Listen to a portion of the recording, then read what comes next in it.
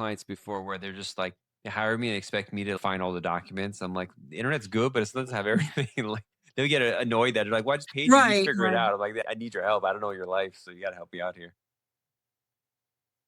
Yeah, I mean, like, we have a worksheet for them to describe their projects and stuff because a lot of these people are Hmm. technical, and I do not have a technical background. Like I said already, I have a history degree. I don't have any of that tech experience, so just trying to have them help us also understand, but the officer Yeah, doesn't know either, right? The officer, who knows what background they have? So, they're in a similar boat to the attorney in that they're not experts in the field, and that's what the client is, so they need to help us understand their work and like the details of their role within the different projects and things like definitely. that. And last thing I want to mention is your great article that you contributed for issue number 10 of the Immigration Lawyers Toolbox magazine about what you've coined Down SR2, which is a stricter NIW analysis, national interest waiver analysis. Could you briefly talk about that last couple minutes of the show? What you've been seeing that's come more stricter, essentially in the last year of Biden and continue till now, from what I've seen. Yeah, I would say it definitely started at the tail end of Biden for sure. I would say like before the tail end of Biden, so like a little bit further ago, for instance, if someone would say, "Oh, I'm an AI," they would say, "Okay, that's so great. You have some evidence. Yeah, good Welcome. time. You are approved." Because AI is like such a hot topic, right? But then as Biden's presidency went on, they were like, "Okay, you're an AI, but what are you actually doing in AI?"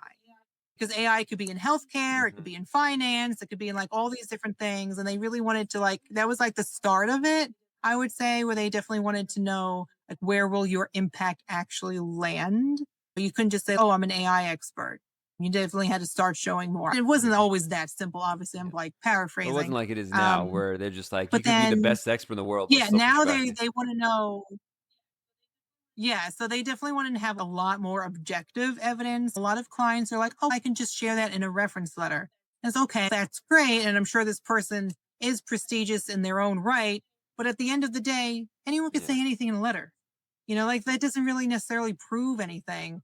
And of course, we always include like the person's CV or profile or resume to help show that they are capable of rendering such an opinion. But still, at the end of the day, people can embellish, and it's not like Mhm. they're lying, of course, or anything like that.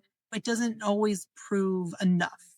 So definitely need like objective evidence backing up the reference letter, backing up the petition letter. And that's where a lot of people struggle. And that's why I think we're seeing a lot higher RFE rate, trying to show proof of these things when a lot of the time they don't have proof that they're allowed to Yeah. share. So that's where it becomes difficult and trying to find like what documents can they share and what is public facing, right? The age old researcher publication citation route is still good because that shows publicly what this person has been able to accomplish and show. But when the person's not a researcher and their work is more internalized, that's when it really gets more difficult. And that's again why I think we're seeing one of the reasons anyway why we're seeing like a higher R fee rate. And also the officers are saying like this person's national it hasn't risen to the level of national importance.